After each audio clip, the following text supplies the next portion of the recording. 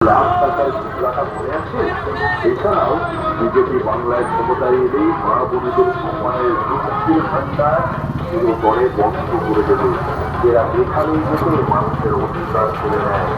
বিহার, দিল্লি, রাজস্থানে সরকারে এসে এরা সমস্ত সরকারি প্রকল্প বন্ধ করে দিয়েছে। দিল্লিতে 2,500 টাকা করে দিত, এক পয়সাও দায়িত্ব ওরা। মা বোনেদের